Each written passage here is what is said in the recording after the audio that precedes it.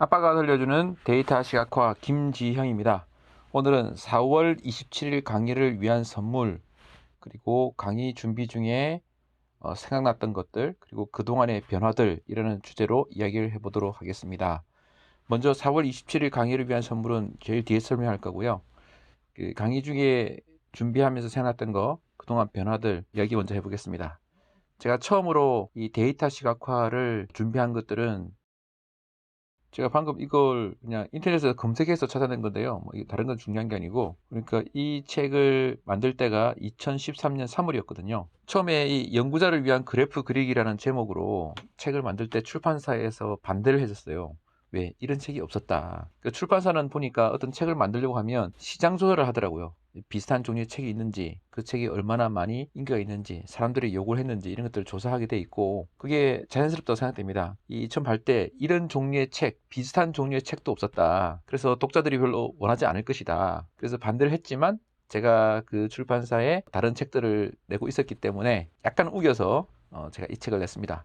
다행히 이 책이 그렇게 인기가 없진 않았어요. 그래서 다 팔렸습니다. 이 출판사 입장에서는 안 팔리면 부담이 된다고 하더라고요. 실제 그리고 찍었는데 다 안 팔린 책이 더 많대요. 출판사도 상당히 힘든 거죠. 뭐 그런 점을 또 알게 됐고, 근데 다행히 연구자를 위한 그래프 그리기, 이것이 되어가지고 두 번째 책이 나왔습니다. 두 번째 책이 뭐냐면 이렇게 생겼죠. 이런 모양으로 나왔는데, 이 책이 보니까 언제 출판된지 잘 모르겠는데, 이 책을 위해서 제가 그 자료를 다운받도록 만든 블로그 글이 2016년 10월이니까 2016년도에 나온 거예요. 제가 책을 펴면서 항상 아니지만 필요한 경우는 데이터를 다운받기 위해서 제 블로그를 만들거든요. 이 좋은 점은 이제 블로그를 만들면 블로그에 글들이 남는다는 거예요. 기록도 남고. 그래서 좋습니다. 2016년도에 만들었고, 여기에 데이터들을 뭐 그림들 이런 것들을 다운받도록 되어 있었고, 책으로 할 수 없는 것들이 많잖아요. 그 파일을 다운받는 거라든지 그림을 골라야 되는 그런 것들을 제가 블로그를 잘 활용하거든요. 그러니까 2016년도에 만들었어요. 그러니까 2013년도만 하더라도 이 그래프 그리기라는 말 또 생소했지만, 데이터 시각화라는 말은 일반인들에겐 거의 쓰이지 않았어요. 영어로는 데이터 비주얼라이제이션이라는 말이 있었는데요. 일반인들에는 데이터 시각화라는 말을 하게 되면 너무 모를 것 같더라고요. 검색도 안 되고. 그래서 데이터 시각화라는 말을 쓰지를 못했어요. 그래프 그리기가 더 익숙하니까. 근데 2016년도쯤 될 때는 차츰 데이터 시각화라는 것들이 사람들 사이에서 인식이 되고 있었어요. 중요성들이. 그래서 제가 이 연구자를 위한 그래프 그리기를 할까, 아니면 엑셀 데이터 시각화라는 말을 쓸까라고 고민하고 출판사랑 이야기했더니, 출판사는 앞선 책의 연장선상이기 때문에 전혀 내용은 완전히 달라요. 완전히 개정판도 아니고 목차도 다르고 내용도 완전히 달라요. 그렇지만 연구자를 위한 그래프 그리기라는 이름으로 하자 라고 해서 그냥 했는데, 지금 생각해 볼 때 그건 더 안 좋았던 것 같아요. 그래프 그리기라는 이름보다는 데이터 시각화가 훨씬 좋았던 것 같고, 그렇습니다. 어쨌든 뭐 당신은 그렇게 판단했기 때문에, 그래서 이것은 엑셀을 이용한 데이터 시각화 책이에요. 엑셀에 관계된 거의 대부분의 데이터 시각화들을 제가 만들었다고 생각됩니다.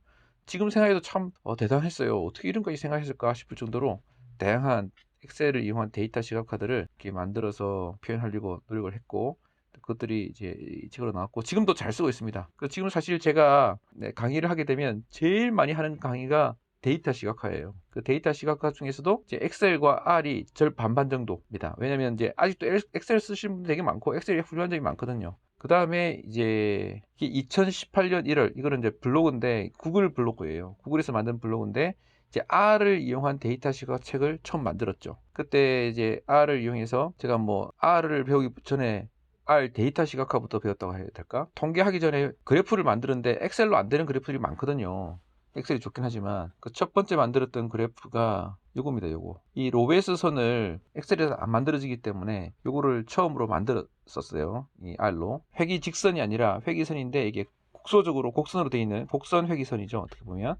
이거를 처음으로 R을 이용해서 만들었었고, 다른 사람을 위해서 만든 게 아니라 저를 위해서 만들었던 거죠. 두 번째로 요거였습니다. 저랑 같이 공동 연구하던 사람이 있었는데, 그 사람이 이런 데이터가 있었는데 이걸 어떻게 시각화해야 될지 몰라서, 내가 이거를 이렇게 만들면 좋겠다라고 뭐 해주고, 나만 만들 수 없으니까 이거를 샤이니로 만들어서 그 사람도 쉽게 만들 수 있도록 만들었어요. 처음으로 만든 샤이니가 이거예요. 심플 매트릭스 플러스라고. 이 매트릭스 플러스 자는 SPSS 만들어지는데, 매트릭스 스케트 플러스.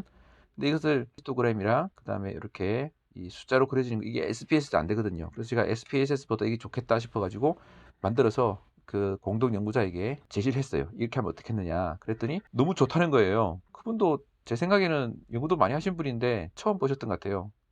우리나라만 그런 게 아니고 아직도 외국에서도 SPSS만 알고 그 R이나 이것들을 쓰는 분이 생각보다 적어요.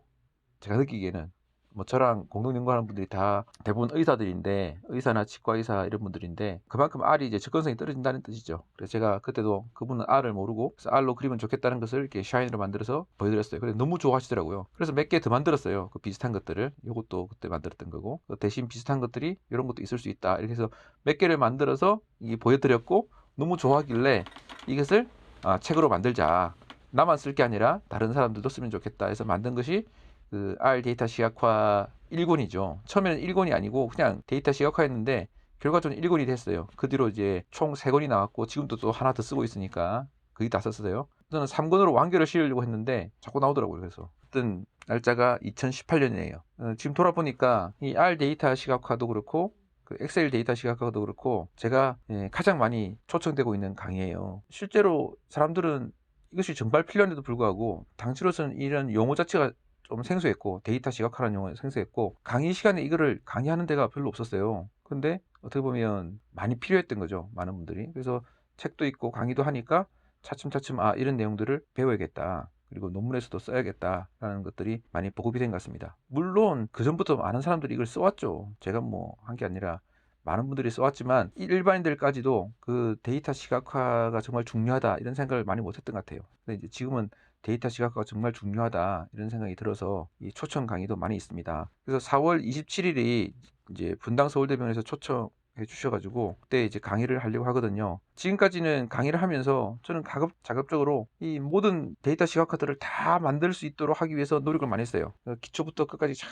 많이 하려고 했더니 이게 좋은 점도 있지만 안 좋은 점도 있더라고요. 그래서 이 4월 27일 강의부터는 약간 제 강의 스타일을 좀 바꿨어요. 지금 강의록은 다 썼는데 이제 기초부터 쫙 쌓아가는 강의가 아니라 그냥 가장 많이 쓰이는 그래프들을 딱 주는, 가장 많이 쓰이는 그래프들을 제시하고 그것들을 어떻게 만드는지를 보여주는, 뭐 비유하자면 영어로 치면 문장의 오형식부터 설명해서 이렇게 문법부터 해서 차근차근 쌓아 올라가는 방식이 있다 그러면 그냥 미국 사람들이 가장 흔히 쓰는 속담 30개 이걸 제시하는 거죠. 그럼 그걸 외워라. 그럼 그다음부터 그 이후로 문법을 배워가자 이런 식으로 바뀐 거예요. 예문 위주로. 그 전까지는 문법으로 싹 쌓아간다면 이제는 그렇게 하니까 이제 잘 알아듣는 사람은 훨씬 좋죠. 기초 문법을 알면, 벽돌을 알면 이 쌓아가기 좋으니까.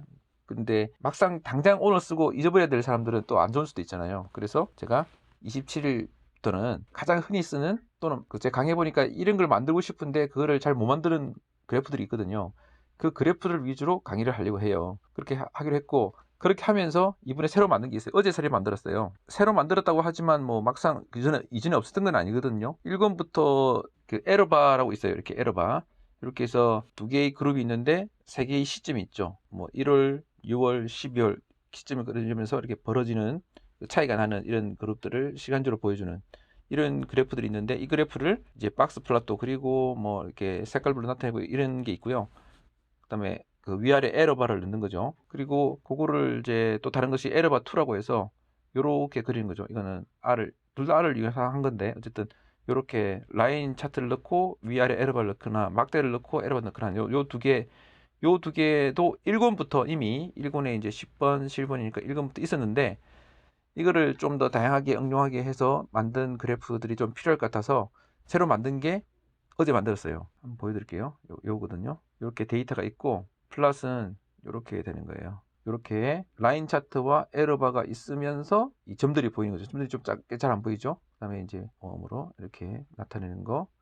그 다음에 바이올린으로 나타내기도 하고 박스 플러스로 나타내기도 하고 박스 플랫과 지터를 같이 나타나기도 하고 이런 식으로 하는데 이것도 사실 이전에 보여드렸거든요. 다른 것들 도구를 말씀드렸어요. 근데 이번에 이제 요렇게 가운데 선을 넣는 거 이게 있으면 좀 더 좋을 것 같아서 선을 넣고 그 다음에 또 디자인을 약간 바꿨어요. 이게 이제 스타타의 디자인이거든요. 그래서 스타타의 디자인인데 스타타 디자인이 좀 좋아 보여가지고 제가 최근에 만드는 거 스타타 디자인을 많이 넣고 있어요. 보통 R 같은 경우는 이런 그레이가 이 디폴트거든요. 이게 R에서는 GG 플라툰은. 근데 이것도 뭐 나쁘지 않은데 제 스타타 모양이 좀 더 좋아 보여서 이거를 요즘은 좀 많이 활용하고 있어요. 게다가 이 사스도 이 디자인을 갖고 있더라고요. 이 비슷한 디자인을. 그래서 제가 요즘 스타타를 기본으로 하고 뭐 나머지도 할 수 있게끔 만들었고요. 디자인이 좀 달라진 거, 그 다음에 가운데 선을 넣는 거를 추가했다는 거, 이런 것들을 새로 만들었습니다. 그래서 4월 27일 강의에 처음으로 소개를 할 거예요. 오늘은 이 사용법을 설명하지 않겠습니다. 주소도 설명하지 않겠습니다. 왜냐하면 처음 강의 듣는 분들을 존중한다는 의미에서. 그래서 그 강의 끝난 다음에 이 사용법을 설명하도록 할게요. 이것 말고도 사실 그 강의 중에 이 비슷한 종류의 차트들을 많이 소개할 거예요. 조금 다르면서도 또 활용도 높은 거. 어떨 때는 이걸 쓰고 어떨 때는 저걸 쓴다. 이 그래프를 상당히 좋아하더라고요. 사람들이 상당히 많이 필요로 하는 것 같아요. 그 외에도 상당히 좋은 그래프들 많지만 이런 것들을 좋아하는 것 같아서 이렇게 만들고, 이 도구 안에는 리피티드 메저 아노바, 이게 타입 2형이고요. 하나가 위딘이고 하나는 비트윈이거든요. 그 타입 두 개가 둘 다 위딘인 거, 여기는 타입 3로 돼 있는데, 요것도 같이 이제 그림만 그리면 좀 생뚱맞기 때문에 그림 말고 리피트 메저 아노바도 좀 넣었어요. 공간이 남아서. 근데 뭐 어쨌든 요거는 리피트 메저 아노바를 위한 도구는 아니고 그냥 그림을 위한 도구인데, 같이 이제 이 그림과 잘 어울리잖아요, 리피트 메저 아노바가. 그래서 같이 넣었습니다. 그래서 생각해 보면 이 데이터 시각화가 참 재밌는 것 같아요. 저 천성이 맞는 것 같아요. 그래프로 그리는 걸 되게 좋아하고, 저도 2차 곡선, 3차 곡선 수학 시간에 그걸 배웠잖아요. 그때 그 그래프를 뭐 평행 이동시키고 확대하고 축소하고 이런 것들이 너무 재밌었거든요. 그 추억도 좀 있고, 이 데이터를 시각화한다는 것 자체가 저한테는 좀 체질이 맞는 것 같아요. 그래서 강의하면서도 재밌고, 또 새로 만드는 것도 좀 재밌고, 또 어떻게 하면 더 효과적으로 시각화할 수 있을까, 이런 것들을 자꾸 생각하게 되거든요. 여러분들도 논문 쓰실 때 또는 데이터를 분석하실 때 데이터 시각화를 하면, 시각화를 잘 이용하시면 훨씬 더 좋다고 생각이 듭니다.